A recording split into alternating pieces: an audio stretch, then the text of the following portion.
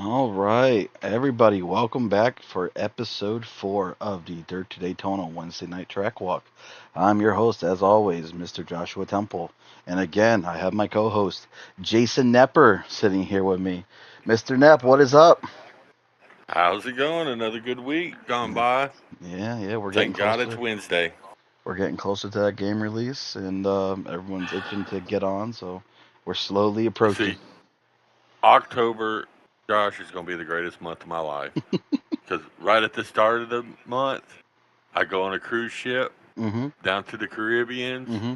get my tan on so that when the game drops, as soon as I get off the boat, like literally like the next day after I get off the boat, I'll be able to play the game as soon as I get home. So I'm gonna have. I guess I'll have the speedo for the first for fire suit for the first race. Hey, there you go. You'll have your nice tan lines. But let's kick this show off. Let's get running with it. All right. So, special episode that we have here for you guys tonight, and there's gonna be a lot of information, a lot of good memories to go on and enjoy. Let's start off. All right. Let's meet the owners of Dirt to Daytona Racing League. We do have some pre-recorded interviews for people that couldn't make it tonight. So, without further ado, let me start off by welcoming Tiffany Ellis, aka Dirt Slinger 88, to the podcast. Sit back and listen. And we're starting. All right, perfect. I have here one of the owners of the Dirt to Daytona Racing League, Tiffany Ellis, aka Dirt Slinger _88. First off, I would like to thank you. Thank you very much for giving us some time, coming in, talking to us, joining us. Yeah, no problem. Yeah, my name's Dirt. That's what they all call me. I've been in this league since season 2. At the end, right around there is where I came in. Got a dirt background in my life. That's where I came from, whether it's on the game or real life. Got a little bit of asphalt under my belt. Yeah. All right, let's get into the thick of the questions. First things first. Yeah. Dirt, how did you find the league? Just racing on the dirt game, of course, dirt. Yeah, just finding some people, and Jay Clay, he asked me if I wanted to come into this league, and I said sure, I'll give it a shot. And that was the day I started learning some asphalt. Yeah, he's coming back for this season too, so that'll be cool to have him back. It's been a while since he's been back in here, but Yeah, for sure. Yeah, we'll definitely take it. But off to the next one. All right, you tell me. I really want to know this one. What is your best core memory of the league in general? Oh, Jesus, there's been a lot of good memories, but, the Michigan races have always been my best races. Some pretty good racing there, and almost won there. Got into some stuff, but that's the fight of racing, fighting up there with you and Rowdy and getting into it with you boys. Yeah, always a good time. Always a good time. Always a good time. For sure. Okay. Next question. Good old Jason Nepper. I know he's not here at the moment to ask you this question, but I'll ask it for him. What is it like being the only girl in the league? Oh, geez. Well, I guess being the only woman in this league, I never really look at it that way. I'm just one of the boys out there, but I would look at it being more the only Canadian, in this league. There it is.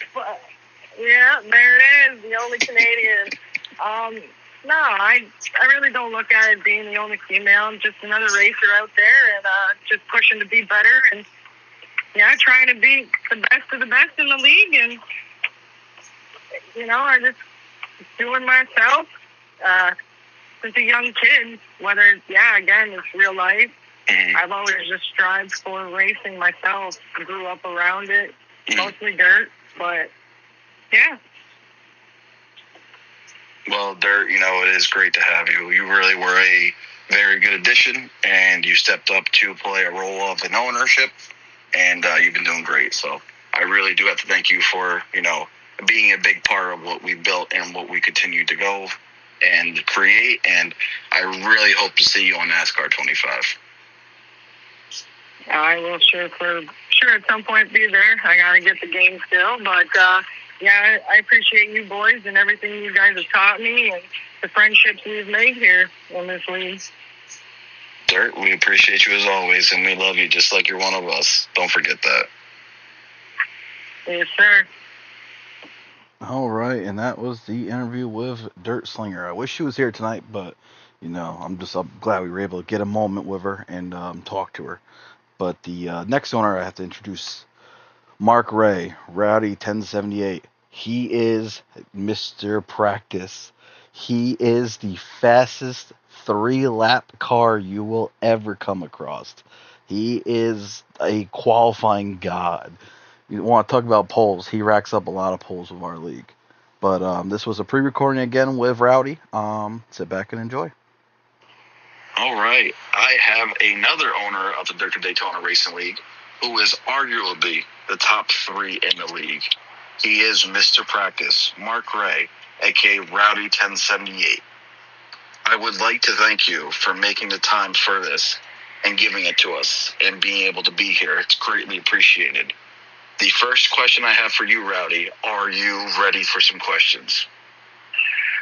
Yeah, let's do it. Send it. Let's dive in. First question. We're going to go with, who is Rowdy 1078? Oh. Just a simple country boy that enjoys racing. Always wanted to race in real life, never had a chance, so this is as close as it's going to get. And I thoroughly enjoy it. That's what I like to hear. Next question I'm going to ask you. How did you find out about the league? With my really good friend, Dirt Slinger 88. We were running a dirt league on Woo, and she came in contact with y'all through mutual friends and asked if I wanted to join. I was all in from then. That's what I want to hear. I love it. I love people bringing people in. It's great. It just shows you the friendship, and that's the great thing. Absolutely. So, next one I'm going to ask you. Which race that you've been in, so you've been here for 2 full seasons and a little bit more, which race was your favorite to be a part of in the league so far? That's a tough one. Just one. So many. Give me a couple. Well, I would probably say my championship winning race, my first championship. That and the Watkins Glen race, man, that's always a good race. Mm-hmm. Love that race. And for the viewers that don't know who Rowdy is, he is Mr. Watkins Glen. That dude is ridiculous there. He goes through the S's like no tomorrow. And to top off the championship race he's talking about, that was season 1 of our first place Autoglass series. And he came into that race, and I think he won by half a track. He was unstoppable at Martinsville. And it was just, he blew us out of the water, and he captured his first championship. That was so much fun. The whole season was fun. Yes, it's always fun. Yes, always definitely. Fun. That's why, like you said, it's hard to pick just one race because so much good has came out of everything we've done. No matter if it's been like, you're sweating your ass off because it's a tight race, man. Like, we go through it all over here. It ain't just sitting. We go through it all. The last question I'm going to ask you, Rowdy. I need this. I need to know this right here, right now. The viewers want to know it. We all want to know it. Are you bringing championship winning Rowdy back for NASCAR 25? You got NASCAR championship with a Rowdy right now, so he's definitely gonna be back for sure. Good. Because I know the last season of the first place Auto Glass National Series, there was a lot of hit and misses, and I mean it came down to one race, and it was the race you blew the tire at. If that didn't happen, man, you would have been in the championship four again. My home track, Atlanta, bit me. Yeah, it did. But Rowdy, I seriously thank you for coming in, giving us the time, and being another big part of what we're accomplishing here. You get on and practice with people, and it's always noticeable, and I really do appreciate you putting the time in. Oh, absolutely, man. I enjoy it, and I want everybody else to enjoy it as much as I do. And I appreciate the opportunity to be on here with y'all tonight. All right, and that was the recording of the interview with Rowdy. Again, I wish he was here as well, but I really do appreciate the time that they definitely took out of their busy schedules to reach out and get interviewed. Next on the list, our third owner of the Dirt to Daytona Racing League. He is the stats god, and I mean that. You should see the work this man does. He provides for us in the league. You know, we used to do laps led, top fives, top tens, average start, average finish, polls. He keeps track of it all. Matt, I'm gonna say his last name wrong. Baldon, aka Mr. MBFTF. Matt, how we doing tonight? Hey, doing great, man. You definitely butchered that name, but it's all right. No one can say it right. I'm always For gonna. anyone listening, it's Balehand, 2 short A's. All right. Everybody says Baldo, so I'll have to keep that one in mind. But yeah, let the viewers know about yeah, yourself. We're how we're you about to guys start doing? we're about to start season 6. All right, and he's been in the league since what? Season Into 2. season 1, season 2, Yeah, Mm-hmm. and season 2. this is the first time I've known what his actual fucking last name was. I knew Yeah, I Matt, mean, I'm and just MB to most people. yeah. Most people don't even know what my last name is. I'm not the only one, though, I'm sure. Well, Mr. Matt, tell the viewers about who you are. Who I am? Well, believe it or not, I'm actually more of a recent NASCAR fan. I was a NASCAR fan back as a kid. Had all the little cars and stuff, made tracks on my floor. But then as a teen, I got into team sports, baseball and stuff, and playing guitar. And about 2020, I was, wanted a new game to play. And I was like, you know what, let me get into a racing game. And I just happened to choose the Heat series. And from there on out, NASCAR came back in my life. And now I'm big NASCAR guy again. Still love all other sports and playing guitar as well. But yeah, that's me in a nutshell. And we need to know, how did you find out about the league?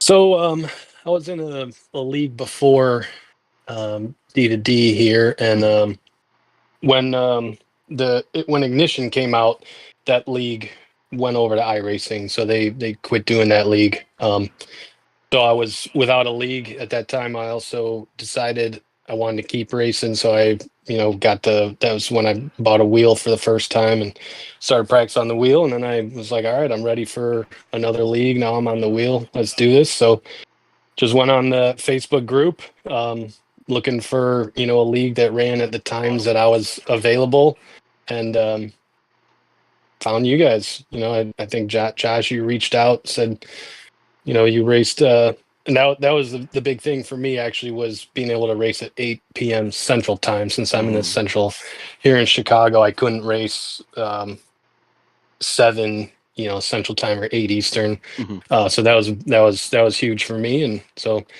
once you said that, I'm like, all right, looks like this is my league, and the rest is history. Yeah, pretty much. And to the viewers out there, he reached out to me and he asked me, "Hey, would you mind if I do points and keep stats, because I'm a stats person. I like to keep the numbers." He has been running with it since. You know what? That just reminded me. Funny thing. I do remember when I reached out to you. Mm-hmm.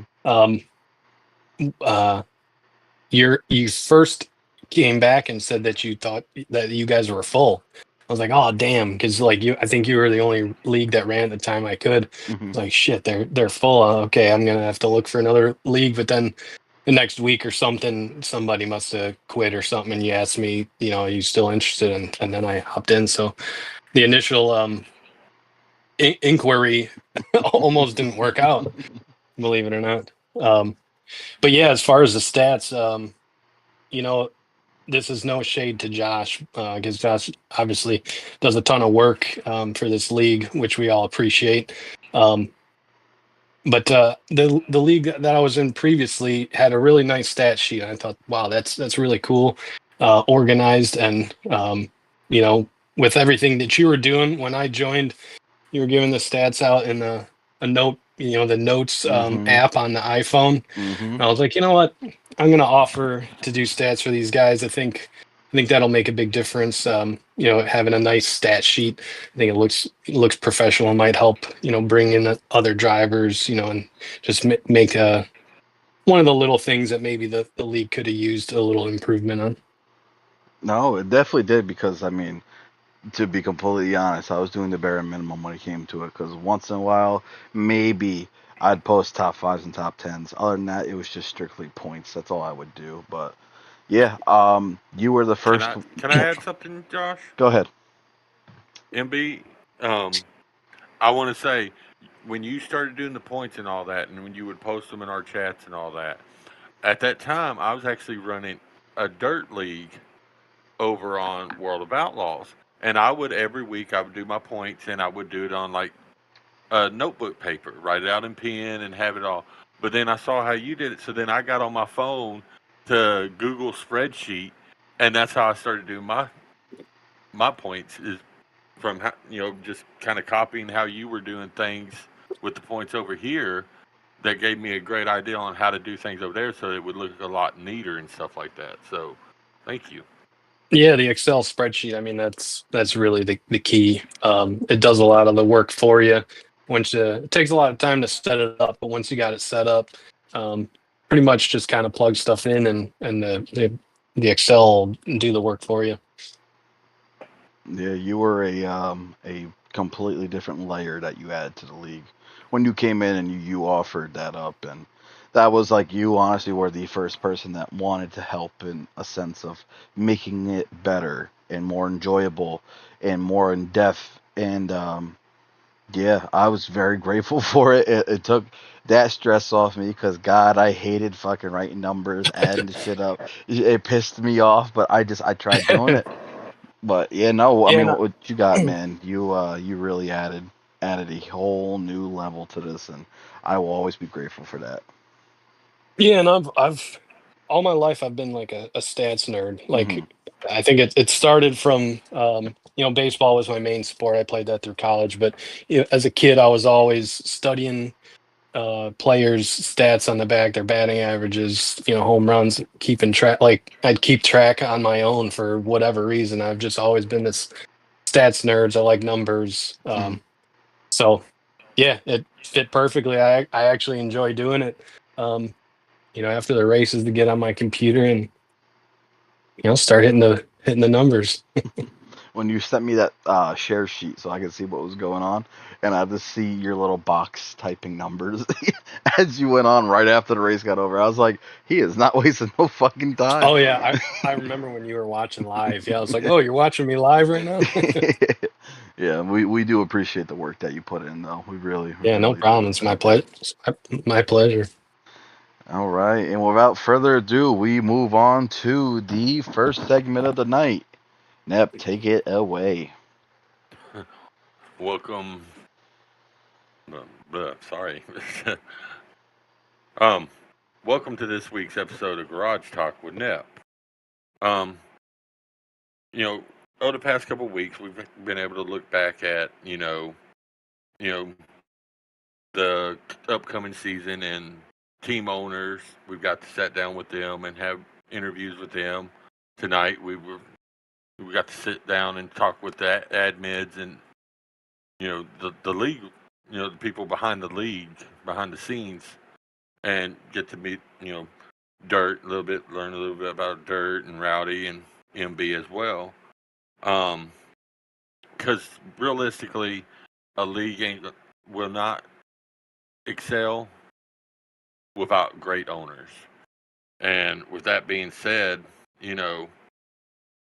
my first guest tonight, we've talked to everybody else, but my first guest tonight almost needs no introduction, but I'm going to give him one anyways, is none other than the man, the myth, the legend, one of the original owners of the Dirt to Daytona Racing League, and now top owner of the league, none other than Mr. Joshua Temple.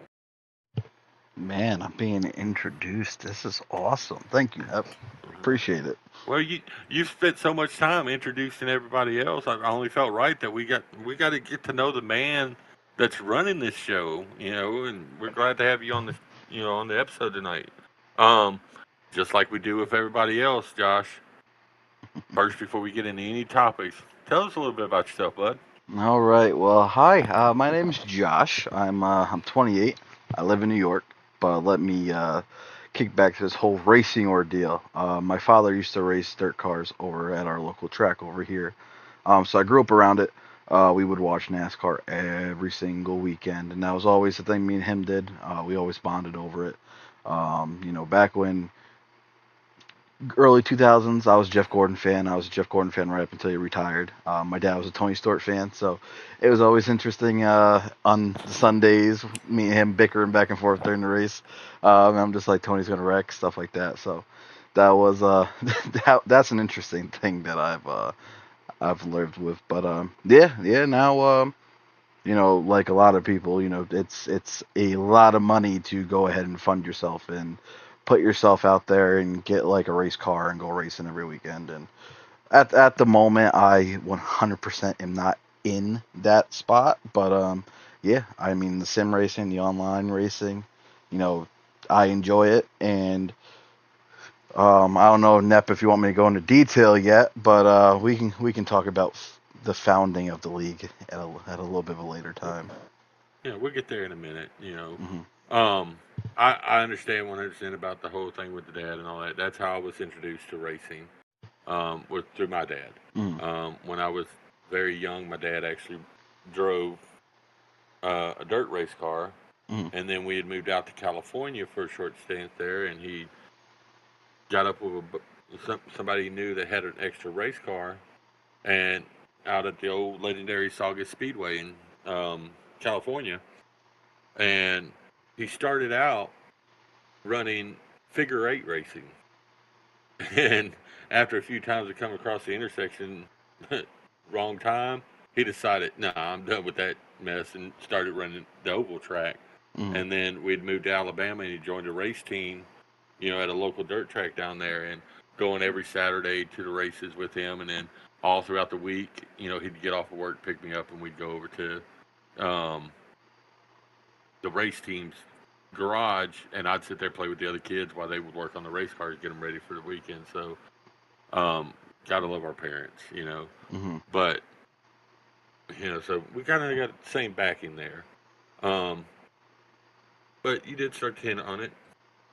We wouldn't be here without an ideal. So, what made the other original owner at the time was Dylan Jacob.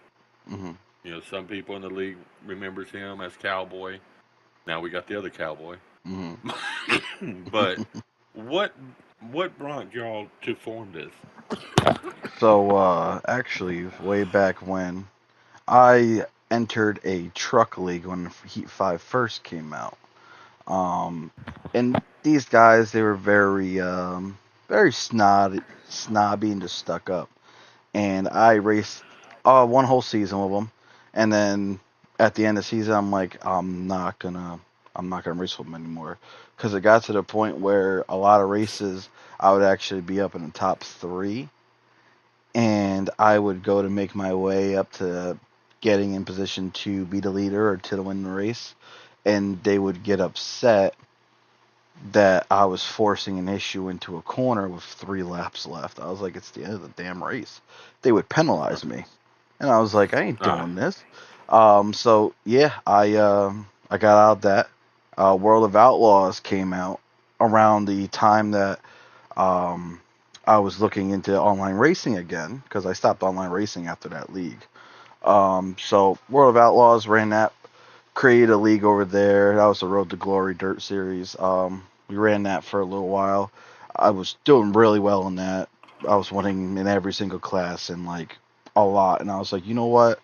I want to get something a little more in depth, something that needs to have strategy, that needs to have teammates working together besides just running each other over in the dirt races because 3/4 of the time someone's just trying to run your left front over to get by you.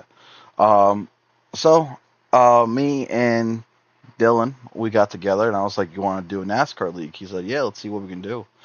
We brought over a lot of guys from the World of Outlaws. They came over, ran with us. I believe that was around the time the game NASCAR Heat 5 went free on PlayStation Store, and we got a boatload of guys. I mean, and yeah, I mean that was the base of it, and to just make what we wanted to start off with, I was just like, well, we're not doing it this way. This is what I experienced. I don't want that. I want something that everyone can come in, enjoy, and develop a friendship, and really get to enjoy racing with each other. And that's what we created. well, I know everybody in the league be glad that y'all decided to do that. Especially with way that things gone. And how big this league has became. Um, but while we're talking about season one, Mhm. because you got to get anywhere, you got to start with the first step. Mhm. So season one, y'all started up and all that, and I've been in a lot of racing leagues over in the World of Outlaws, and I think I Jay Clay, a fellow driver over here, I'd raced with him in other leagues, and every now and then, the night y'all would run the dirt league, he'd be like, "Hey Nep, what are you doing tonight?" And I'm like, "I really ain't got nothing going on tonight." He's like, "You want to come run dirt with us in Mhm. this league that I'm in?" And I'm like, "Yeah, sure, why not?" So I would every now and then pop up there and run a couple races with y'all. But I all I ever really did with the Heat game was I would just play career mode. I never really thought about getting on there and racing online. So he'd asked me a bunch of times to, uh, you know, join the league, and I was like, I just don't know, man. I'm a dirt guy. I'm a dirt guy. And he says, "Nep, you can't win on dirt. Maybe you can do it on asphalt." I was like, and I finally caved in, and eventually, midway through season one, I actually joined over here to Dirt to Daytona. But one thing that when I first came into on that season one that blew my mind and baffled me. That first season, y'all did think y'all were wanting to do things different than other leagues. Y'all ran three nights. Y'all ran a Monday night, a Tuesday night, and a Wednesday night. Mhm. But the odd thing was each night had its own separate championship at the end of the season. Um, so you end up possibly with three different champions. What the hell were y'all thinking? Man, I need to take a trip back to the beginning of this. Um, because we came from World of Outlaws, so each series had its own championship. That's how we ran it over there.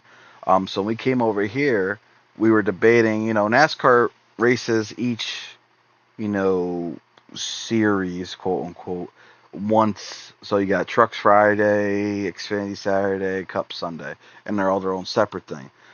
We thought, well, what if we run 3 Cup series? We'll have them different tracks, and of course different days, and we'll do 3 separate championships. And we made them anywhere between 10 and 12 races long for the first season. So yeah, the first season I think we ran a total of 32 races altogether. I think that's what it came out to be. So that's how that happened. All right, well, it makes Was it understandable mostly all sense. the was it mostly all the same people driving all Yeah, like all 3 nights? Like No, See, yeah. like it wasn't necessarily different drivers, just different night Pretty of the much week. same guys. Yeah. I think we had at most 11 to 12 people in racing with us, and it was the same guys every single night.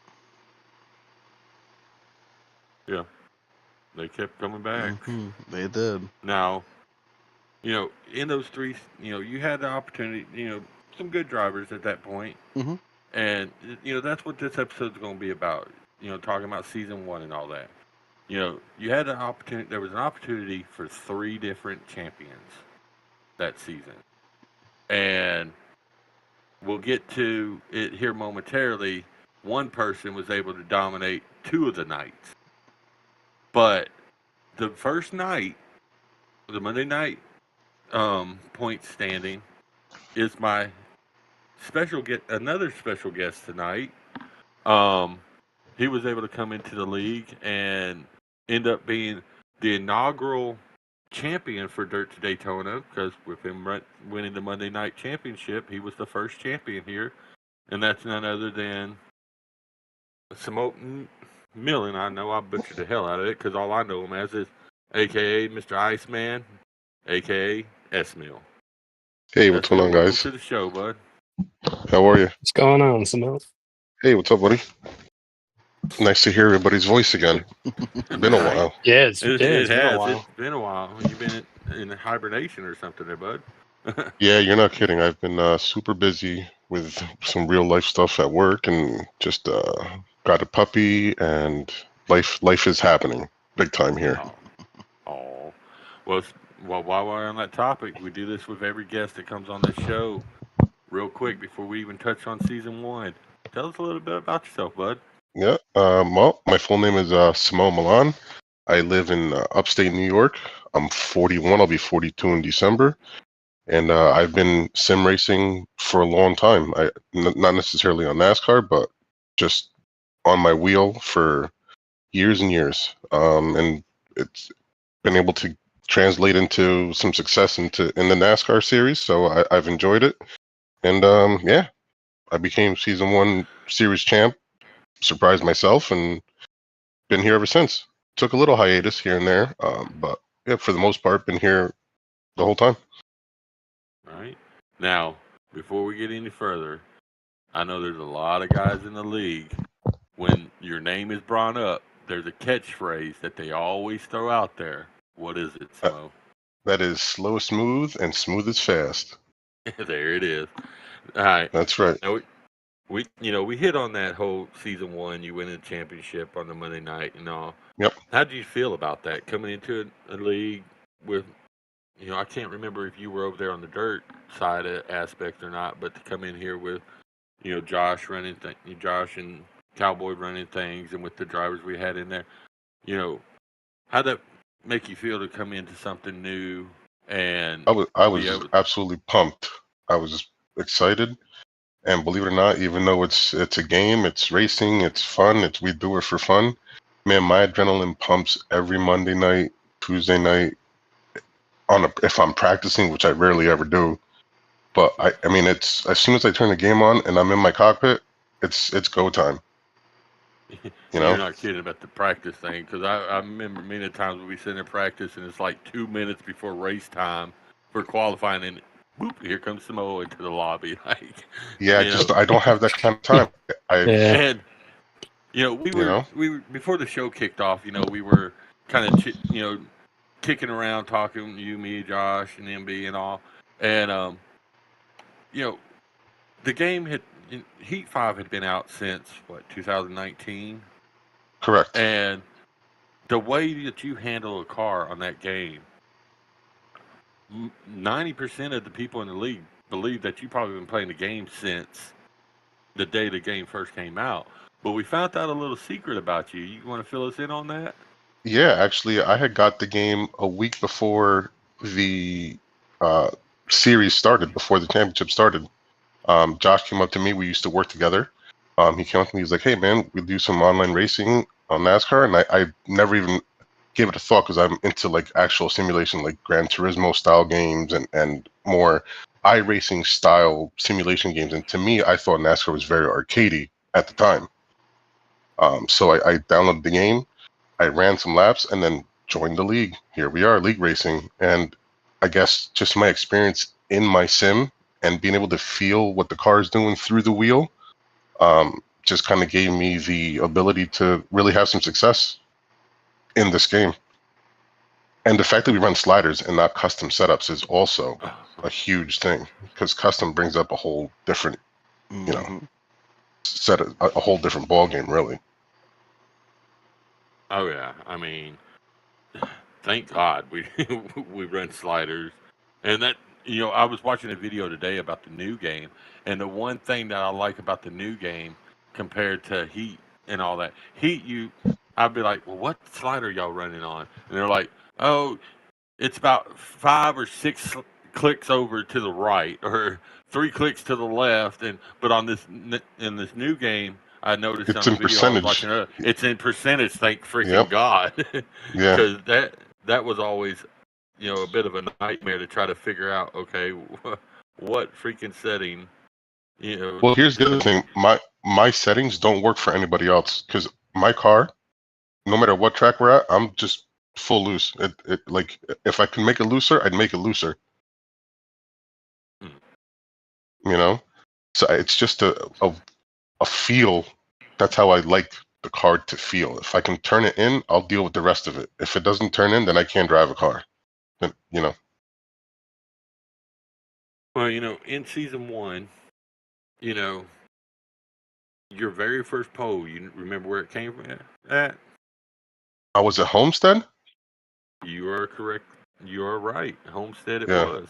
yeah. And then you got your first pole, and then shortly after that, you were able to pick at Dover. You were able to pick up your first, win of the First win. season. Yep. Beating out some hard chargers like Antonio Polaco, Cody Brewer, Dylan Yeah. Jacobs himself, and none other than, Joshua Temple as well. Josh. Yeah. So Josh has always been a elite style driver in Heat 5. Oh, and Really. and of course, shortly after that, then I come along. Mr. That's a Mr. story for Thin Ice. Thin Ice, yes. All right, Man, you I've guys. never seen ice so thin in my Yes, life. you guys gotta tell people about that. What is a thin ice thing about? Please elaborate. Okay. So Thin Ice, I am at we are at New Hampshire racing. I can't remember if Nep were on the same team or not. I want to say we're on the same team. You were driving No, the 21 on season car. in season 1, I was teamed up with Jay Clay, and I was in the 77 car. Okay. Well, I know Yeah. it's coming down towards the end of the race. I have a significant lead on the rest of the field. I had figured something out in New Hampshire. It's really early on in our racing careers, whatever. So if I figured something out there, I mean, I had a huge advantage. I was almost 20 seconds clear of the field, and I'm lapping Nep either 2, maybe 3 laps down. It's towards the end of the race, and Nep hits the wall, and I'm saying, Nep, I'm going high, and here comes Nep. Bang! Smashes right into me. Takes me out. I lose the race. I ended up losing. I lost the race, and I think that was a Tuesday night, and I lost that championship because Cowboy ended up getting the win, and it gave the points favored Josh, and I think that's how that went, if I remember correctly, because it cost me something big. And I said, "Boy, Nep, you are on the thinnest ice I've ever seen in my entire life. I mean, it's so thin, the water's protruding through." Right. And it just kind of stuck, And it's stuck, yeah. And going into season Still on 2, thin ice to this day. right. But going into season 2, little forward story. Going into season 2, we just so happened, me and Samo ended up getting drafted to Team Ford. And one of the first thing I said whenever I got drafted to Team Ford was, "So Samo, since we're on the same team now, am I still on thin ice?" He says it's getting a little bit thicker, but you can still see through it. Yep. So, but I mean, I have to say, Samo, you have been an inspiration. I could only wish to be half as good as what you are. Well, I And appreciate that. I've enjoyed sitting there talking with you when you do show up for practice. I mean, you have like with Heat, you helped me drastically at Texas. because I Yes. was coming out of 4 and I would lose my ass in and hit the wall every time.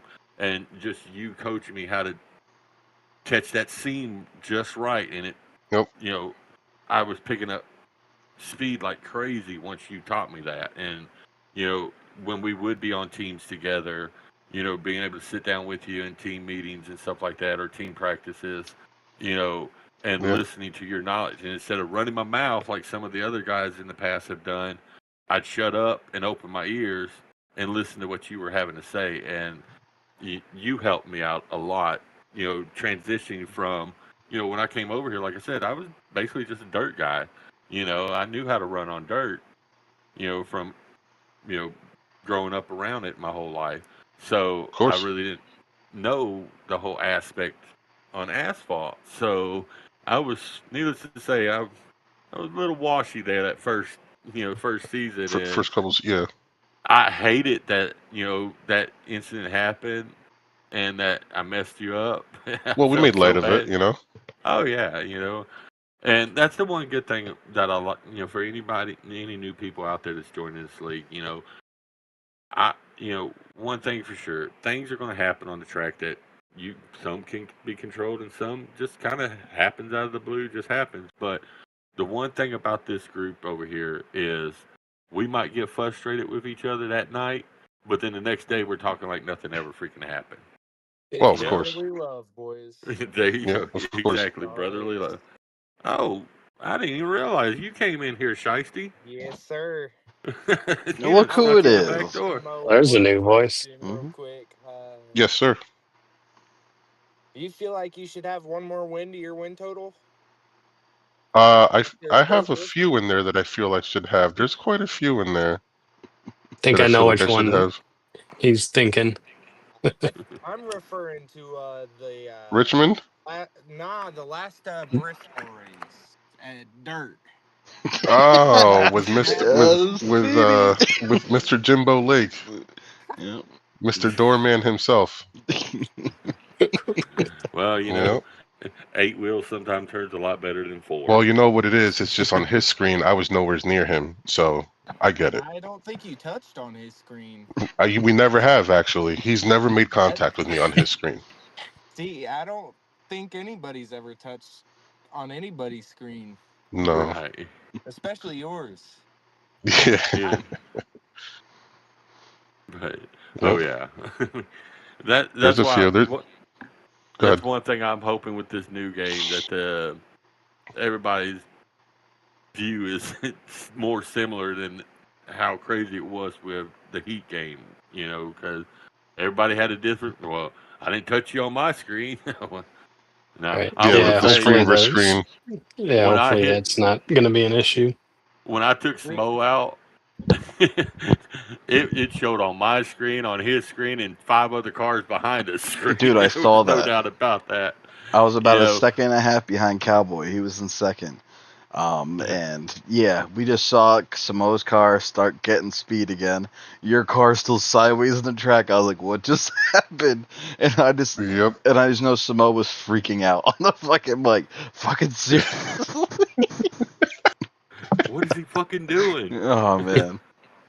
I That's was, when I And came I up. gotta That's when. say, I've been on Samo's bad side. It took one time at Richmond as the most angry I've ever seen Samo, and it was me, Josh, and Samo 3 wide, and that was the first time I've ever seen screen to screen bullshit on my end because I mean I even sent in the footage, everything, didn't touch nobody, and Samo just loses it, bounces off the wall, hits it, spins, race over. Done. I blame Shiesty. Another win. I blame Out of here. Shiesty. yeah. Oh, So, absolutely. I mean, Samo, realistically, had I not took him out at that race, Samo would have been the first two-time champion in this league. But Mm. instead, because of that incident, the person that did win night two and the Tuesday night and the Wednesday night was none other than Mr. Joshua Temple. you know, Josh, bring you back in here talking about winning those 2 nights. The Man, we championship. skipped right over the win totals, but yeah, no, it's fine. We can come back to it. Oh shoot, my bad. No, it's all good. But yeah, I mean, A lot of wins and a lot of wins. Way to Well, go, there was Gwinnett. there was actually 8 total winners that season mhm. between the 3 nights, which tallied up 32 wins. Now 2 of them were All-Star wins. Josh claimed one All-Star win, and then Dylan Jacobs claimed the other All-Star win. Yeah, You it's know, crazy to me that we counted those all-star races as regular points. That's the only reason they're on the season total list. Yeah. yeah, I mean, but still, you look at the totals, for season one winners. Josh, you know, barely saved any victory for anybody else. I mean, he was able to rack up out of 32 races, he won half of them with winning 16 races, and then next in line was Harvick. He pulled off 5. I didn't Uh, realize he won so many races in yeah, Yeah, season one. yeah, Harvick 0429, and then Samo with 4 wins. To be Cowboy fair, won 2. Go to be ahead. fair on that, I don't think I even knew about the Wednesday night. I think I Samo only ran ran a Monday couple night. times. I ran full time Monday. I ran every now and again Tuesday, and I like 2 or 3 races on Wednesday because I didn't know that it was a full series until like at the end. And Josh was like, "Oh no, we run all 3." I'm like, "Huh, huh, all right." Yeah. He did that because he knew that if he mentioned something sooner, then you might have won all 3 Oh yeah, nights. Samo would have been there every single night.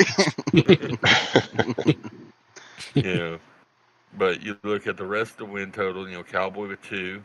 I'm gonna skip over the next one because I've got to lay some facts about the next one in line. Yep. But then BMF had 1 win. Jay Clay, who brought me into the league, brought a lot of people into the league. Um, he's returning this year after a little hiatus and all that. I look forward to racing with him. Like I said, I used to never game online. I would just play career modes and stuff like that. Then when the first Woo game came out, I was like, I was playing the career mode, and I was like, you know what, let me try this online stuff, and that's how I met Jay Clay, and then we joined the dirt league together and all that, and then he come over here eventually, and naturally drugged me, like I mentioned earlier, and great guy. I know him personally. We talk on the phone all the time. I really look forward to seeing him coming back, to the league. And then the last but not least or before the last one, Beastie was able to pull off a win. But the one that I skipped was NASCAR. Matthew Mills, we had him on the show a week or last week or the week before last. I think it was 2 weeks ago, actually. Yes. I Yep. think he was on the show. Mhm. And we were talking about how he ended up winning the very first ever race for Dirt to Daytona League. Um, through a technicality, be what it may, but there was issues and people were disqualified, and he finished third. But when I was looking back at past races and all that, getting ready for this show, it dawned on me he shouldn't feel too bad about that, and I know he's probably listening because he picked up 2 wins that season, and yeah, he won that first one because of disqualifications and stuff. But then he went out the next race at Daytona and beat the entire field and won his second race of the season. So NASCAR will go down as the first driver to win back-to-back races in the Mhm. very first 2 races of the Dirt to Daytona League. Yeah. No, it surprised me. It definitely surprised me with him because the second race spoke a lot. The first one, like you said, technicalities. We had, long story short, for people that are listening or watching, we had people come in being basically douchebags in the lobby, and they were wrecking everybody. So that's when we pulled and we told them right in the middle of it, like, even if you win, we're not giving you a win. You're going to be out of the league. So that's what happened with those 2 people. They just wrecked the whole entire field to get up front, and they stayed up front. But with the second race, NASCAR, I mean, yeah, he stayed up front and he was actually able to power everybody else and go out there and win that one. So the first one, technicality, the second one, 100% he earned it. So definitely he won the inaugural race of the Daytona Racing League. So, kudos to him and he's still here. So he's been here since day one. Yeah. Now, little trivia question for you, Josh. Mm-hmm. Do you remember what day was the very first Dirt to Daytona race or league race? What day? Oh God, July man. 10th, League what day? 2023. Close. It was actually June 26th, Mm, 2023. So you were real close there, Smo. Man, it feels like this league's been around longer than that, Yeah. doesn't it? So, we just crossed the 2-year threshold of the league, and we've been able to hammer out 5 seasons of cups and then a separate season of Xfinity. So, I mean, needless to say, the work that the admins put in to put it, because like literally, we'll finish one season and then we might take a break for. Josh will try to take a break for fucking 2-3 months, and, I get vetoed, and man. it's like I'm the owner. It doesn't matter. We ready to race, but we'll take a couple weeks off, and then so that they can figure up a schedule for the next season, and then there we are going right at it. So I mean, I think one time in there we did a part, a little fun Truck series. while Josh truck series while Josh wasn't really ready to get right back into it and all. And then we willed him into coming into the truck race, and he had so much fun. I think that's what helped Mm. him hurry up and rush into the next season. Yeah, we didn't well, even I think, finish that truck season. We Nope. were just like, all right, let's yeah. let's just cancel this and get back to cup. And I think that's why it feels like it's been longer than 2 years, is Yeah, because we've ran a lot of seasons and a Yeah. lot of championships within those 2 years. So it just Mhm. feels like it's been a while. right. Oh yeah. Yeah, for sure. Yeah, Sorry, I was. that is insane to me. It's just, man, it wouldn't it wouldn't be lasting and still running if it wasn't for everybody that has stayed a part of it, became a part of it, and learn to have fun with it. That's the main thing. You want to come here to have fun. Yes, the competitive side 100% comes out, and especially in a racing game, it's gonna happen. But as long as you're having fun while being competitive, it makes it all worth it. And at the end of the day, we're all basically a big family now. So it's nice. It's nice. Everyone gets along, and well, most of us get along. You got Speedy and Smo little confrontations, but other than that, we do great. And I'm very proud that we still have this thing running like it is. I only take him out every practice on purpose. I won't ever touch him during a race. Uh, I'm actually yeah, we. excited if we ever get teammates together. That's one thing I do. Let me touch on that quick. Mhm. One thing I do like about the way that the league is set up is the draft system Yep. and the teams. And I know it might be annoying to not be able to chat with everybody, but it also gives you another aspect of like, I don't need to chat with everybody. I don't need to chat with anybody on the track, but at least having your team and being one of the faster guys of a team Mhm. and being able to like kind of coach these guys and watch them improve, um, help them and draft with them, give them settings, all that stuff has made it a lot of fun, has made it worth it. Even if I can get my team, a couple of guys to finish, in some personal best positions or set some personal best lap times or whatever the case may be, it makes it worth it to come. Oh Exactly. yeah. Then that's the big thing. That's why we did the teams the way that we do, is because now you need to learn number one, car control, car awareness, big thing. Right. Car awareness. You have to make sure you know who's around you, Who's and around you exactly? you can strategize so much better with your team versus being a whole chat and now just thinking in your head. Now you can speak your ideas out loud and figure it all out together to Right. benefit the Right. whole entire team. So I mean, Yeah. it's great. Yeah, that can be too many voices too. If you got Yes. a big lobby, it's like you don't know who's who when you're And in you the got team people setting whispering up. in the mic too. Yeah, like, well, I mean, honestly, that's another thing too, is the volume of, if you have Just the so many volume. people Yes. at different volumes, like that Hmm. can be distracting. Also, Um, let me Well, on that Matt, is I don't know if anybody's been on my team. I will tell you, and I'll say it throughout the race. If you talk, you're gonna slow down 2 to 3 tenths a lap. Hmm. Put that over an entire fuel run. yeah, You're now a second slower, 2 seconds slower than I was that entire run. You know what I yeah, mean? Concentrate.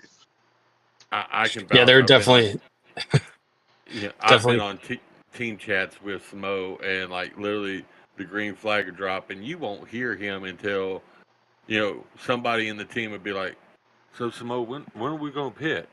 Um, in 3 laps we're going to pit." And that's all you hear from him the whole race. Is like if you call out, and then like when he gets on the pit road, all right, I'm going to go with these adjustments and all that. Because they'll be talking up a storm, and you won't ever hear Samo unless something happens in the race, and then it's like, what the hell was that all about? So, freaking Trickle down in the chat, he mentioned, he goes, I think he's trying to start something up there, Josh, because he says, about to get wild, old guards versus new guards. Hey, I am ready for it. That's all I can say. That's all I can tell everybody. I'm ready for it. I've been staying And fresh. Trickle, I've been fucking with Trick, iRacing and messing back with Heat 5 here and there. I've been staying nice and fresh, and boy, I am ready for this damn thing to drop. Uh-oh, I'm gonna be a little rusty. Trickle says, Yeah, no, But good, I've had my wheel out Samo, for you're a hours. savage. good thing we got some time between game release and season start. Exactly. Yeah. Right, yeah. But, like, well, you know, we were talking about level playing field and all that, but then we go to Heat and we got Samo in here now, and we all thinking he'd been playing the game for since it first came out. And now we found out tonight that he only picked up the game like a day or two before, or the You know, it's day like a of week first, before or the whatever. week before the first race. So it's like shit. Yeah, I think the new game might level some things out, but I would expect kind of some of the top guys to end up at the top. I think that's natural. Um, but it may, initially the first month or two learning curves, everyone gets, maybe some Yeah, other for people sure. will win some races. Maybe I'll be able to grab one. Maybe Dirt will grab some more. Speedy grab some. Get Big Mike in victory lane. We'll see though. Definitely We will. shall see. I'll tell you, Well, none of the Triple wins are G, easy though. I feel like the level of competition has definitely gone up. Yes, you might see a lot of repeat from me and Josh or whatever, but it isn't there. It's not like we're blowing the field away. Mm-mm. You know, Yeah, and unless it's a road course. The road courses, I know there's an advantage for certain people and not for others. But yeah, I mean, just Is that a racing with you, shot?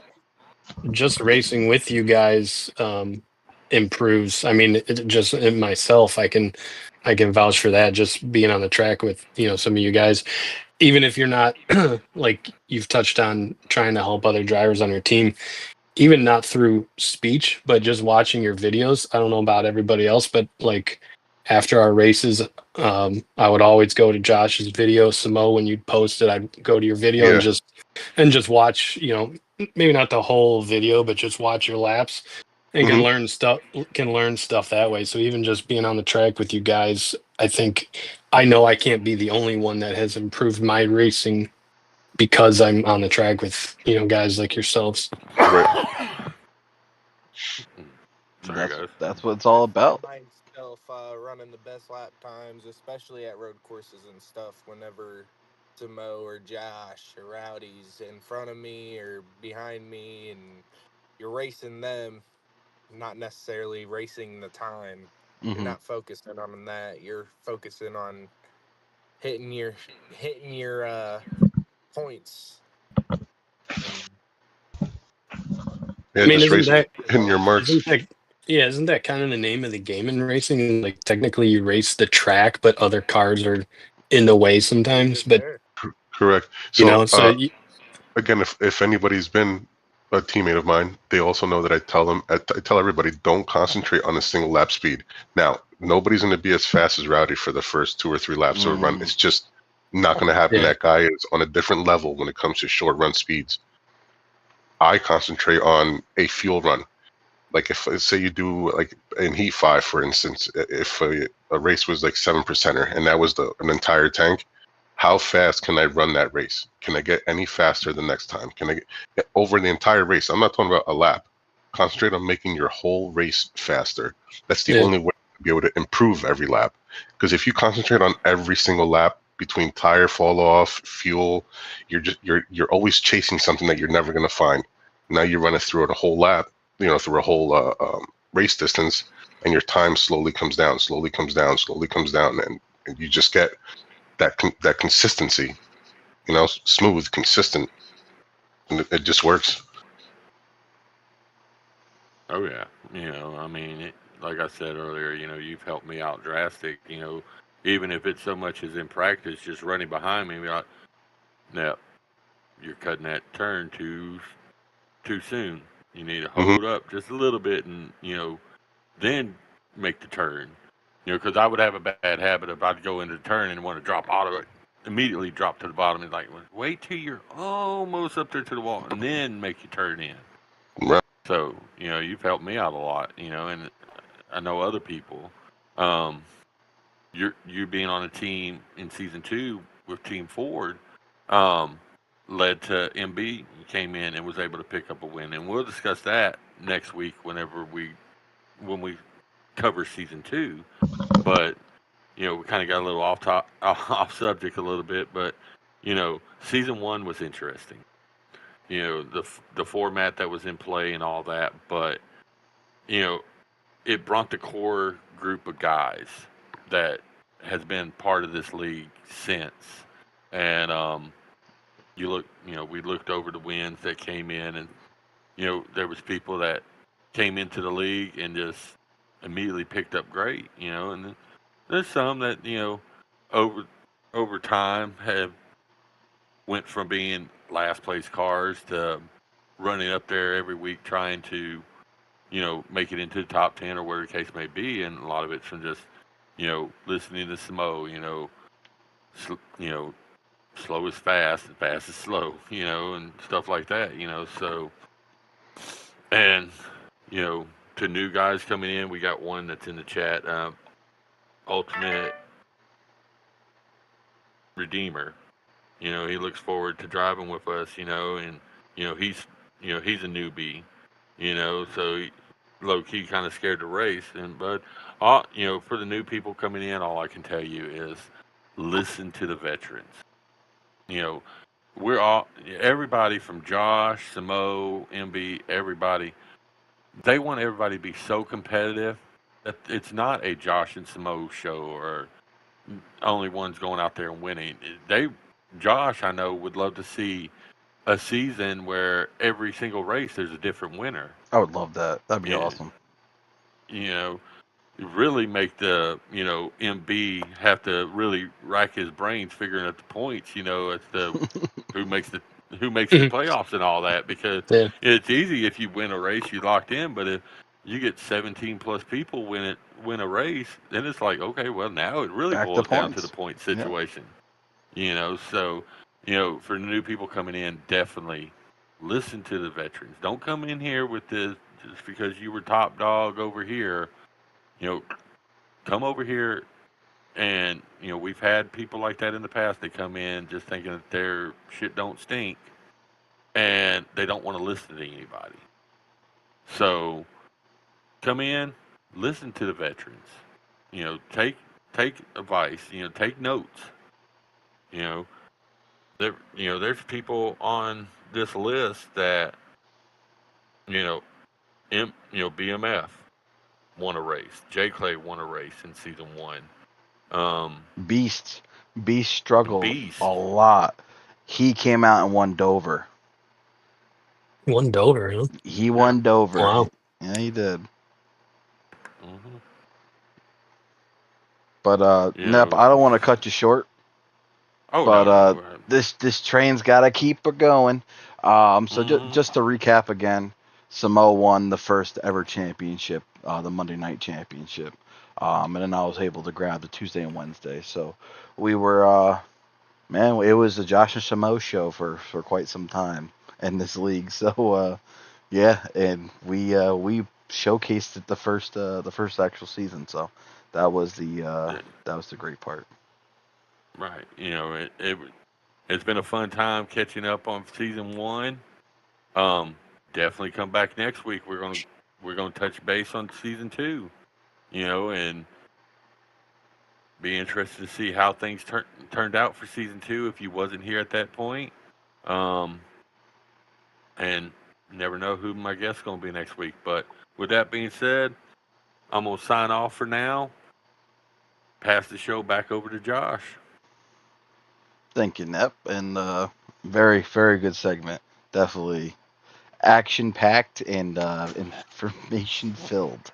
But These go these ahead. shows I've learned, doing these episodes, I've learned it's real easy to get, and that's how close knit we are. Hmm. We get on here, and we just start talking, Hmm. and we can get sidetracked real easily because we're a big group of buddies that Exactly. are just we get in here, we chit chat, and next thing we know, we done completely went left field from the Hmm. topic we were actually on. So I apologize for that, but it was good to sit down with Samo and all that. And Samo, if you can by chance, you know, stick around for the whole show if you got a chance.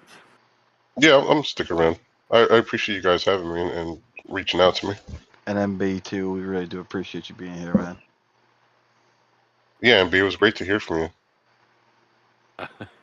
Thank you. I think you left for a minute. Okay.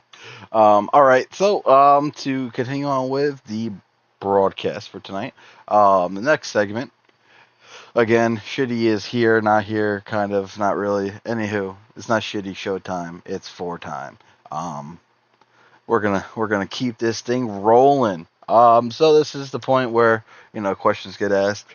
We discuss it as a group in here, and then also as a viewer, we want you to give us your answers as well, and we'll go over it and we'll talk about it as well.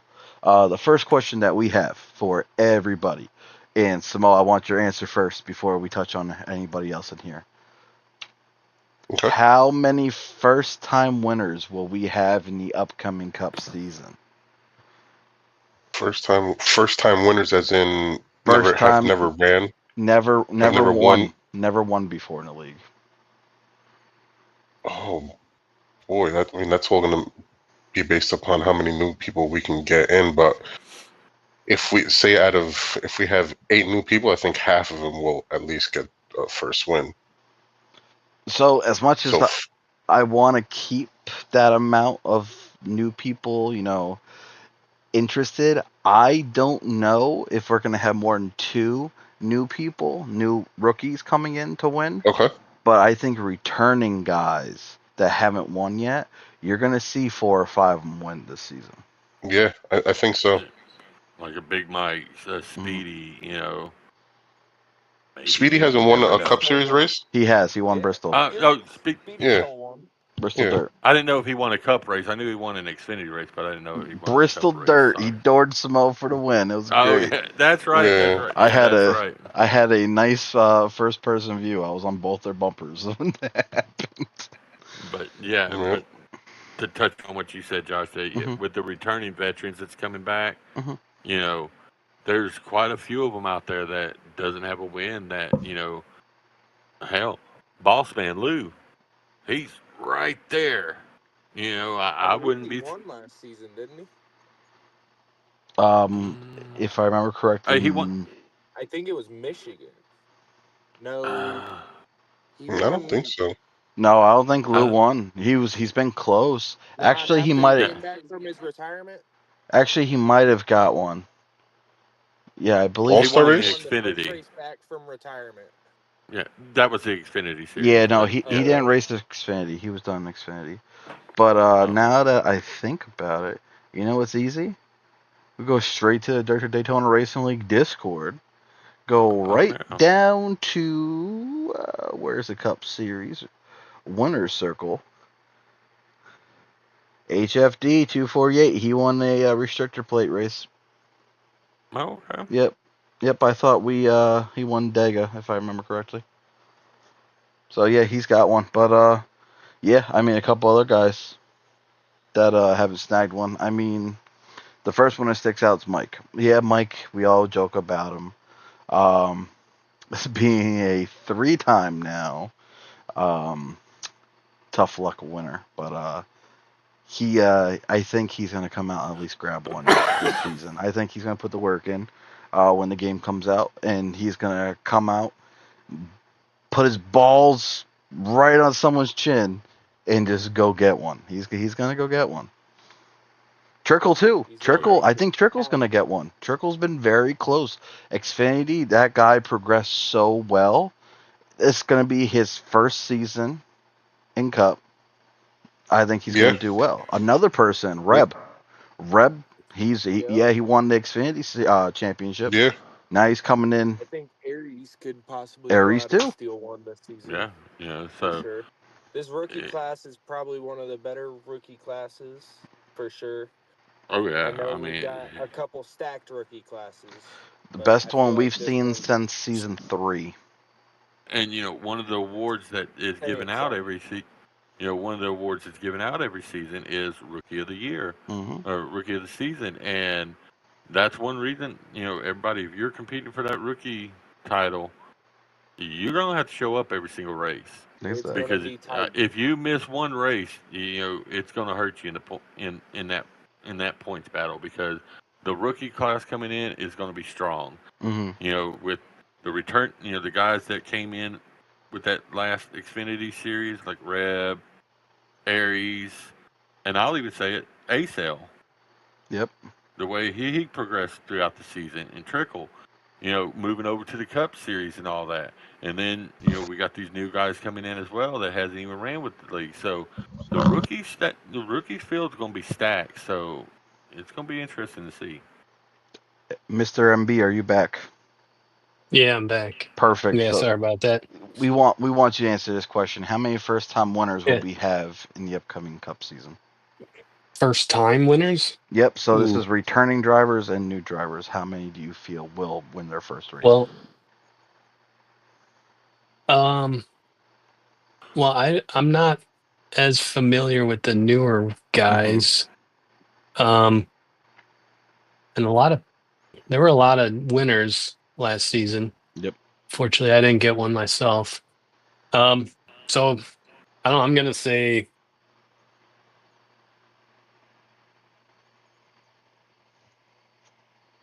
4. 4. I like that. That's a good number. I do think 6 I or got it. I 7. don't. You think more? I think 6 or 7 max. You're in that conversation. Mike's in that conversation. Reb, he's in there. Yeah. Trickle, he's in there too. You, all you guys are gonna get your opportunity, and I think it's gonna show this season. Not to mention, we do Well, have I have a street win, Josh. You racetracks keep now. forgetting. God damn it, you do. Way We back even talked when, about it. season 2. I forgot. You guys will hear Yeah. that next week. Actually, I mean, it counts, but I have All Star. a lag shortened Charlotte Yeah, that's right. too, and an All Star. Yeah. Oh, So yeah, I don't count. yes. No, you're out. You're So, out of the so conversation. take me So out. we're good. Take me off your board. All right, still 6-7. That's what I'm thinking. I think that I think that's a lot, just because of the amount that won a race Yep. last season. Um, we'll see though. Yeah, we definitely will. But all right, we will jump into our next question. MB, we'll start off with you on this. How many total drivers will end up with? How many total drivers will we end up with in the league? So this is between ARCA, Trucks, Xfinity, All. and Cup. How many drivers total are we going to have in our league? Mind you, we're at 35 right now. I was going to say, I would hope we can get to, I mean, it'd be great if we could get to 50, just assuming that not everyone, is going to be able to race Yep. on 3 separate nights. So if we have, some people that can only run Sunday nights, or that might be a lot, though. I don't know. MB, I gotta agree with you here. You think I think 50 is a good number.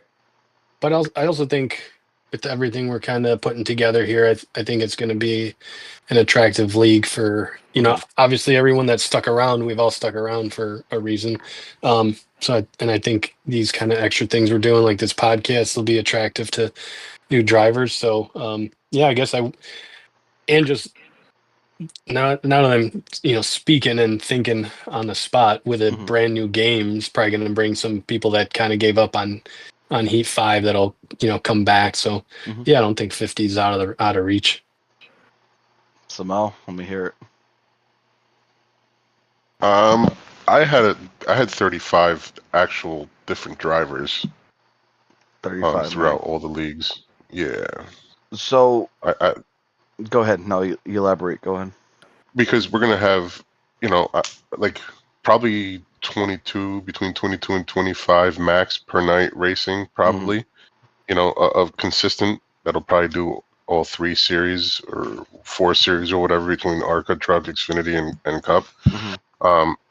But for this season, for the first season, that's probably where, I mean, at some point maybe we'll get there, but for this upcoming season, I think 35 is about a realistic number.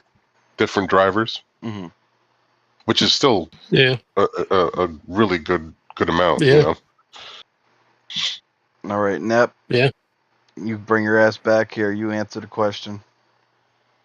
I'd love to see, and not just starting the season, but to finish the season.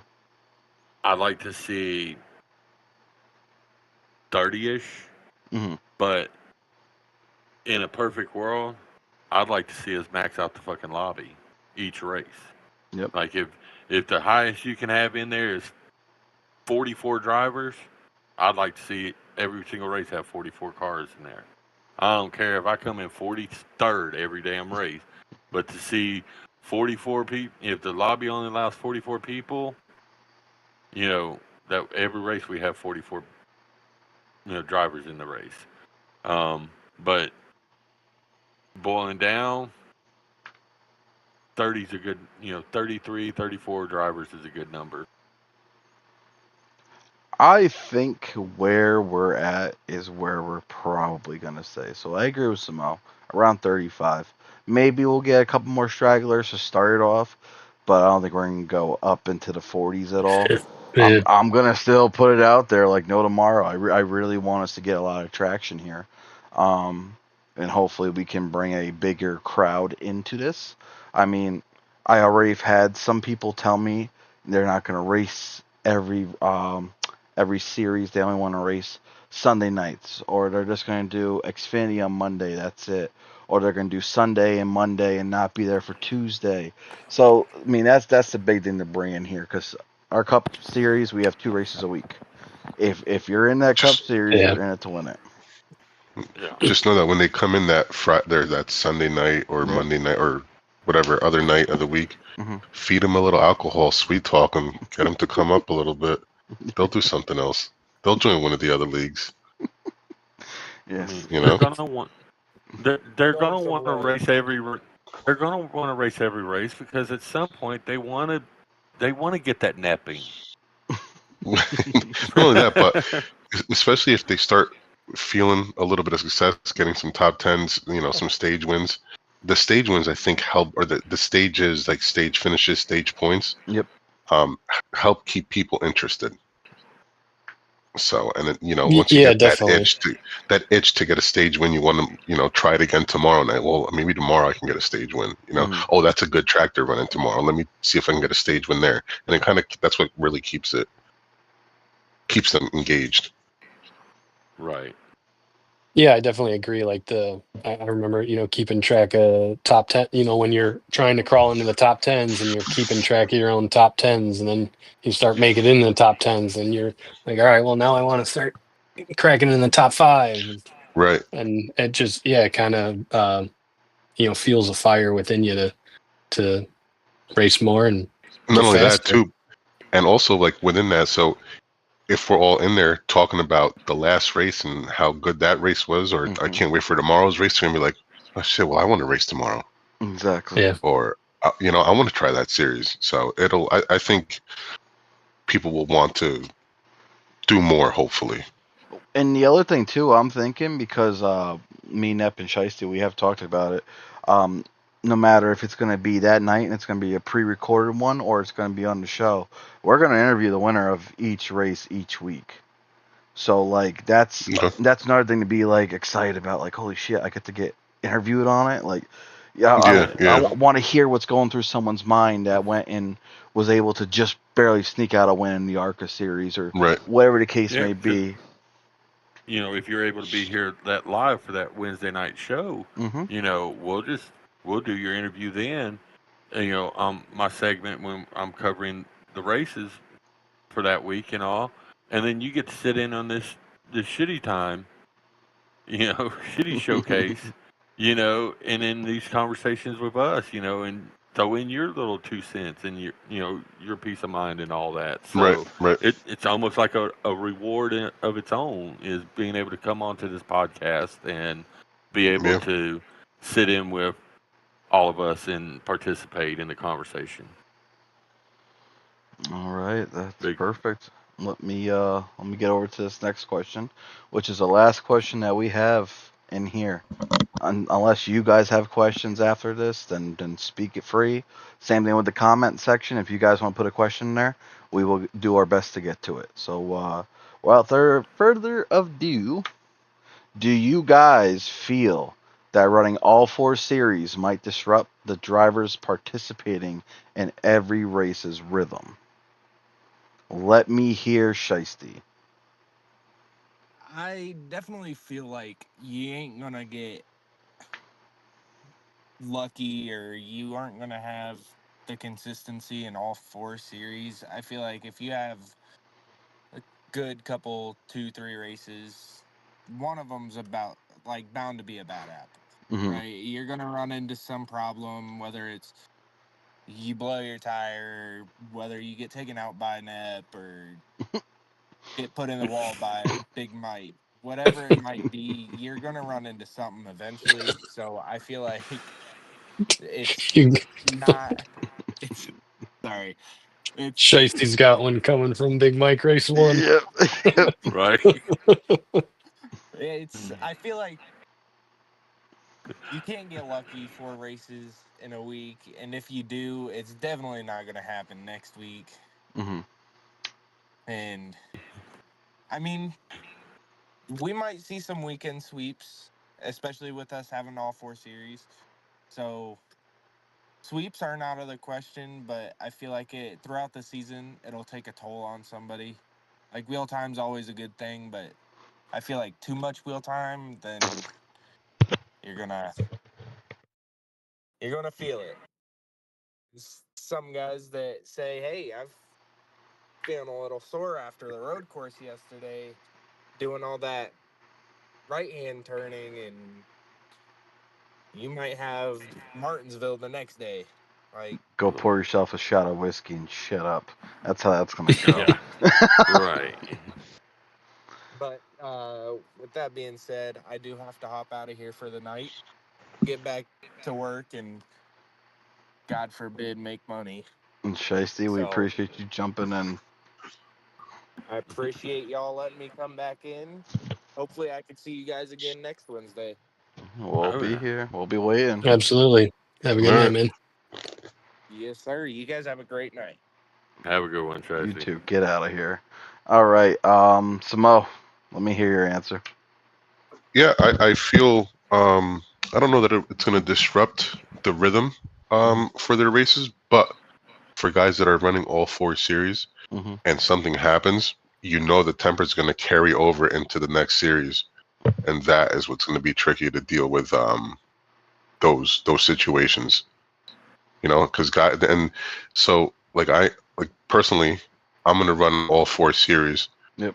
But I'm not going to take the ARCA as serious as I would the Cup series. You know what I Yep. mean? Mm-hmm. So I'm gonna probably end up voting to. I'll just start in the back. I'll qualify, but I'll just either go to the back or whatever the case may be, just to kind of get the practice of being around everybody and how everybody's racecraft is and yada yada yada. But you know, if say somebody takes me out or I take somebody out accidentally, are they gonna take me out in the Xfinity? Or if they race in the Cup, are they gonna take me out in the Cup race because I took them out in the ARCA? Mm-hmm. So that is the only thing that will be a little, tricky to navigate. You want to be really careful when you're around people, especially if they race in the other series that you're worried about. Carl Edwards and Brad Keselowski. Yeah. That's the first thing that crosses my mind. Yep. Yeah. Yeah, that's a good point though. I wasn't Mhm. thinking of that. Like, yeah, if you're something happens, if you're running Xfinity and Cup on Monday nights and something happens in Xfinity, are you going to carry that feeling over to a Cup race? Mhm. Right, because it's still the same person, just a different car. So Yep. you're still Right. just as angry about it before, But, I mean, we've seen it in real NASCAR. Mhm. It's led over from one series to the next. So good point. I mean, I so when I asked this question to myself, I said yes, and it's for 2 different reasons. The first reason, you have to keep up with what each car is doing, especially the nights where you're running 2 series. You're gonna be so disrupted on that second race. It's gonna be insane. Um, for the part of carrying something into the next race about somebody, no matter if maybe they ran you up the track or something, you bet your ass. No, knowing how I am, if you run me up the track and we have a race right afterwards, I'm probably gonna run you up the track in turn 1 of the first lap, just to be like, hey, I didn't forget what you did, but I'm just gonna let you know, don't do it again. So we're gonna see retaliations and stuff like that. Hopefully, it's not to the point where people are waiting on the fucking track to wreck somebody, because that's gonna be a immediate goodbye. Even No, yeah. even bluntly wrecking somebody, aka what Denny Hamlin did to Ty Gibbs. Um, if you're just gonna go up and just wreck somebody because they're in your way, no, that's not gonna fly. And as you're gonna see, next week we'll have our rule book out. We'll have our new updated rule book. We've been putting a lot of thought into it and stuff, and it's pretty much ready to go out there and get pushed out there for everyone to see. But it is gonna be one of those things, if hopefully we're going to test the theory with this new game when it comes out on the online lobbies to make sure there's no screen versus screen BS going on. But we can tell if you drive up the track to take somebody out. That's going to be one of our focuses, is being able to tell yes versus no. Heat 5, it was so freaking hard to, because of the screen versus screens crap. And especially the times where the lobbies were lagging, you cannot tell the difference between yes and no. no. So hopefully that cleans up this time. But yeah, I think if you're running all 4 series, I know I am personally. Um, Yeah. that second Same. race is going to be the most difficult race you're going to run that night. Yeah, yeah, that definitely do it, doubling up. And Mm-hmm. I was gonna mention the first part of your answer is the difference in the cars. Yep. Obviously, once the game's out, we'll really feel the difference between all 4 cars. But I would think that would definitely play into some rhythm, especially if you're practicing. A lot of people in here practice a bunch, so Mm-hmm. which where are you spending more of your time, and is that gonna affect your performance in another series? um so I guess that would, yeah, I guess that I would say that would have some sort of disruption in a rhythm, since you're jumping from car to car. One key thing is practice. You Mm-hmm. know, leading up to Sunday night. You know, if you're going to run all 4 series, you got to find time from Tuesday. We won't say Wednesday because we want y'all here. listening to the podcast and all that Wednesday night instead of on the game. But but with that being said, Thursday, Friday, Saturday, need to get on there and practice all four. If you're running all four classes, you need to run all four. If you remember back to Heat 5, when we would run the 2020 Cup cars, they drove and felt a lot different than when we would run our races in you know, the next gen cars. Mm-hmm. So I'm hoping that they have that aspiration, to where an ARCA car, trucks, Xfinity, and the Cup cars, they all have a different handling type situation. Yeah, and we are Yeah. gonna find that out brutally. We're gonna get thrown right into this and Yeah. see what happens. I mean, that's what I'm doing. The first day the game's out, I am going to the same track that each series will have, and I'm going to drive the cars for practice laps on each track just to feel the difference. But all Yeah. right. So next thing, I want to start off with you guys in here, the panel. Do you guys have any questions that you guys would like to discuss? Yeah, I have a question. Yeah, go ahead.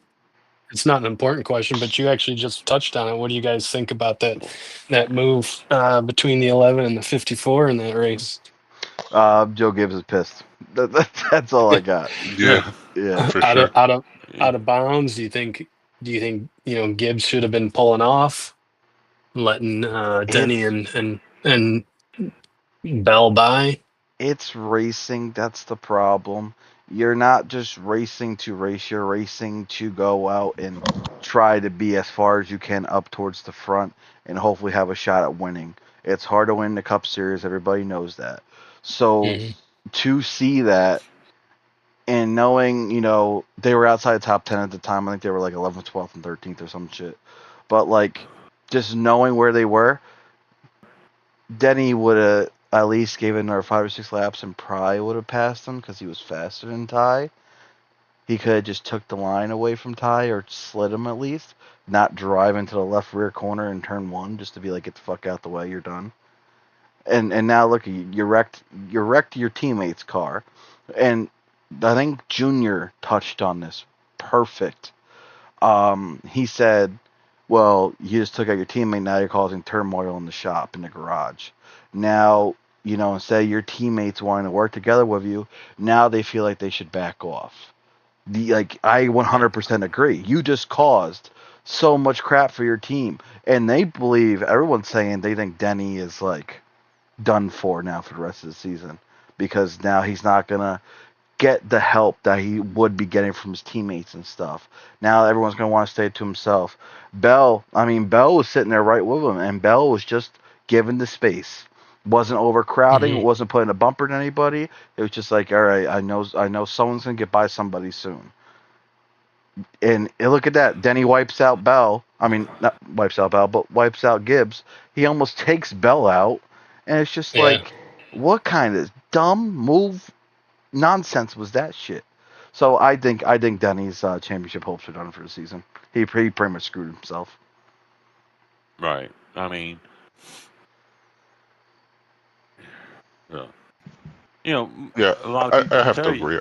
I'll agree with you on that, 100%. yeah, you know, in this league, like Samo, he'll be a fast car. And one thing he's always told me, because let's just face it, I'm not as fast as he is.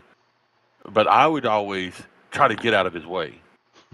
And sometimes it'd mess him up or whatever the case may be. But he would tell me, Nep, don't worry about getting out of my way. I'll Yeah. get around you, you know. And in that situation right there, yeah, Denny was faster than Gibbs. Um, and had he just given it a little bit of time, like you said, Josh, a couple laps he would have passed him Mm-hmm. anyway. He didn't have to push the envelope, you know. And Denny, I used to like Denny, but Denny pretty much got a big chip on his shoulder. Dude, he's an asshole now. Yeah, God. he has became a complete asshole. And I sometimes wonder if it has to do with the fact him owning a race team.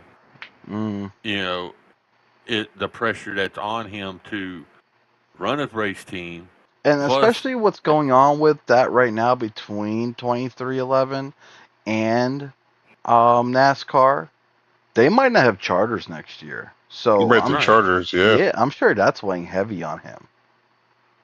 and but the thing is, NASCAR pays attention to what's going on the tracks as well. Yep. And when you see an owner that's part of a team and taking out his own teammate, dirtily and all that, it's like, do you really want this in your league type situation? In I this think league, we've had people come in here and just take people out, and they don't last long. You've got to have respect for other drivers on the track, and if Bud Lightyear. damn sure if it's your fucking teammate. Bud Lightyear I would will say have that. yeah, they probably don't want people just taking each other out on purpose, but I will say drama does get them views and clicks. So I don't think NASCAR is upset that this Yeah. happened. Like they might welcome, little things like this because I mean, like Kevin Harvick was talking about it on his podcast. Other people are talking about it, and it just gets any kind of talk about it on And of performance stuff. There's Not no such thing necessarily as like bad publicity. Yeah. right. right. I mean, If it's because the on rating, track stuff, people, if you're talking about it, that then people are gonna, maybe you didn't see the race and you hear it. Now you're gonna go to YouTube and look up. Oh, I gotta see that clip. What happened? So, I think they love it actually. The only yeah, I mean, person you it's think hurting is Gibbs doesn't like Gibbs. it, but Yes, that's the Yeah. only person that's hurting is Gibbs. yeah. everybody, the rest of the drivers probably like seeing it too. Yeah. On an owner As long aspect, as they don't, from get an caught up owner in it. aspect, and from a grandparent aspect, kids ain't happy about the shit, Yeah. So I mean, and yeah, you're right about what you said. NASCAR probably enjoys it because for a while there, NASCAR's rating dropped drastically, and with stuff like that, it's ratings. People hear about this, scrolling Facebook. Oh, they were just for some whatever reason they might have missed a race or whatever, but they scrolling Facebook and saying, "Oh shit, let me go." Pull up YouTube and then pull up, incident and all, and Right. oh shit, like we were saying earlier about, one race, an incident happening leading to the next race, and so then they're like, oh, I got to definitely watch the next race to see if there's any retaliation on that type situation, So, we all remember the years ago the Matt Kenseth and Joey Logano situation. God, that was great. I was so alive. Fuck. Excuse my language, and sorry, viewers. Fuck Joey. Okay, that's all I'm gonna say. But after the that, crowd there at Martinsville when that happened was just hilarious. roaring. They were electric, man. They were loving that.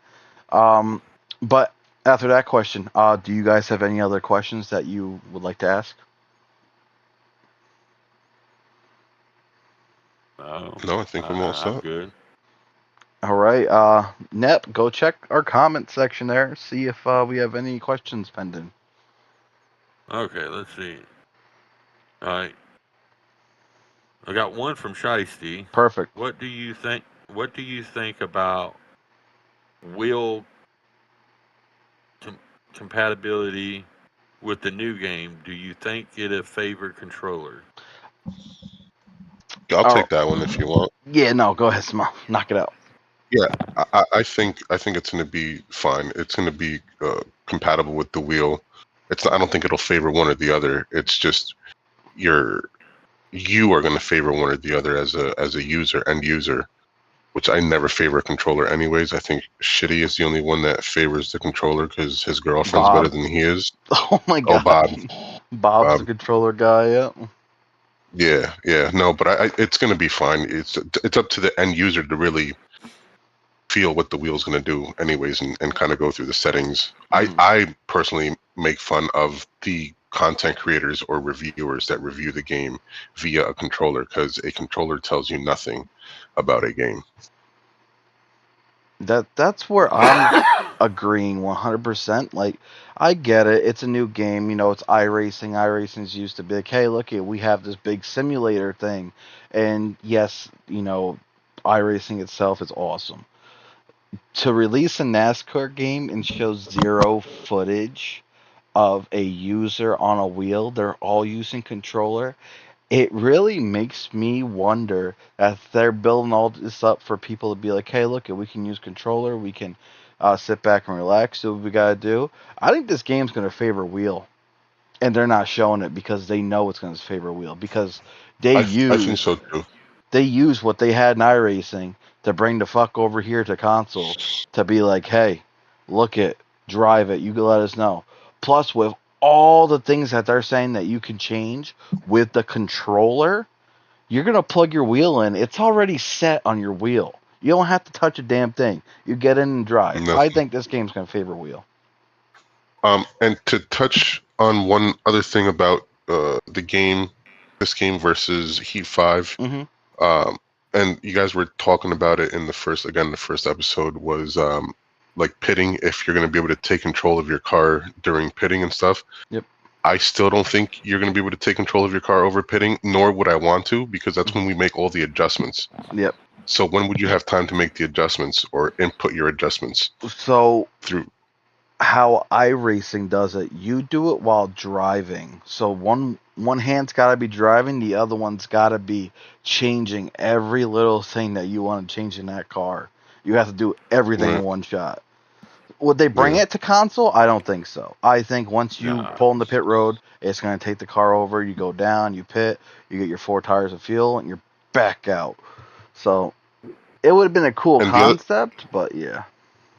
the other thing that I think this game will also favor a wheel is because it will be on PC. So Hmm. a lot of PC guys have wheel setups. And they're Yeah, pushing but it out a month for yeah, Yeah, PC. yeah. he's been pushed out a month, you know. But yeah, it's gonna be interesting, and yeah, I don't, I'll just admit, fact, I'm not one of the best drivers out here, and I'm pretty sure it could lead to bad situations if I'm out there trying to drive the car and try to make adjustments at the same time. People could be getting inept and not on purpose, you know, type deal. Um,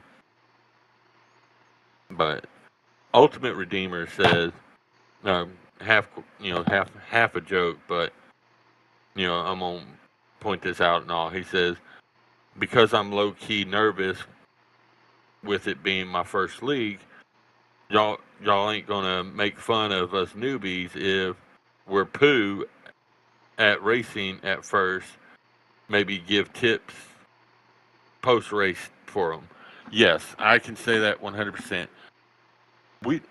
Unless you're like really bad, in which then you'll get an admin come to you and say, "Hey, we're gonna give you one more shot, but you got to figure something out." But 90%, 99% of the people in this league that's veterans, um, if they see that that you're messing up and you know handling of the car or whatever, they're going to come to you. One thing that helped Acel when he first came in the Xfinity Series last, I mean, he was rough, and a lot of it had to do with his settings that he was going off of. Hmm. And he sat down in a practice with Rowdy and Dirt, and they gave him wheel wheel settings and stuff like that, and then got on there practicing with him and you know teaching him. And as you've seen it, he ended up in the final four. Ended up winning a race. So everybody in this league, if they can help out, they will 100%. Me personally, I believe this is the best league out there. You know, we really try to make it as smooth and enjoyable for anybody coming. So if you do show up and you really need a lot of work, Samo, myself, Rowdy, Speedy, Shiesty, now even Trickle, I'll put in the conversation. We'll sit with you and we'll go over anything that you need help with. You can shoot us a message on Discord, Facebook Messenger, it doesn't matter. You will get help. We will help you. The more we can work on a driver and get them better, the funner it gets because now we all are shoved together, we are all racing our asses off with each other, and we're doing it cleanly. That's what we're looking for. We're looking for awesome, clean, tight racing, and we'll be more than happy to help anybody get up to par and work on the cars. I know in You know, the beginning of this new game, it's going to be a lot of testing at the waters of everything. You're going to go ahead and try every car on every track to see what you can do with it. It's going to be a learning curve for everybody. But like MB said earlier, a lot of there's going to be people that are going to catch on to it way quicker than other people are. Those people that catch on to it way quicker will sit down and help out the other people to make sure we can all run at the same level. now with I'll that being also, I got a with couple points there too, real quick. That's one of the reasons that we're going to run all this series too, is if we have completely new drivers that just want to be a part of a league. That is why we're not just going to throw you into the Cup Series with, a bunch of us that have been racing for years and been together and compete. I guess I would say at a high level. That is why we're going to run multiple series. So you don't have to worry about, jumping right into a hyper competitive league and feeling like, I don't know, you're way in over your head or anything like that. So yeah, we're here to help. Everybody oh getting wow, better makes the racing better for everyone. Um, Now I forgot what my second point was. it happens. Um, one other thing touch on that. The key this Oh, I game remember with now. go ahead then. The other thing is just attitude. Like, so if we have people that are new to the league, maybe not new to racing, but new to the league and come in with this, a bad attitude or an attitude with the ego that think they're hot shit and then they're not as good. That's way different than someone coming in telling us, "Hey, I'm new to this. I want to learn. I want to be a part of the league." That is a completely different person. Those are the people we want, So would we Exactly. give people shit? Like if someone comes in and they're kind of a dickhead and they're not driving well, that's completely different than someone coming in asking for help, telling us out front, hey, I'm new to this, I'm gonna need some pointers. We're all for that. E- Exactly. It's like ultimate. You mentioned, you're new to this and all that.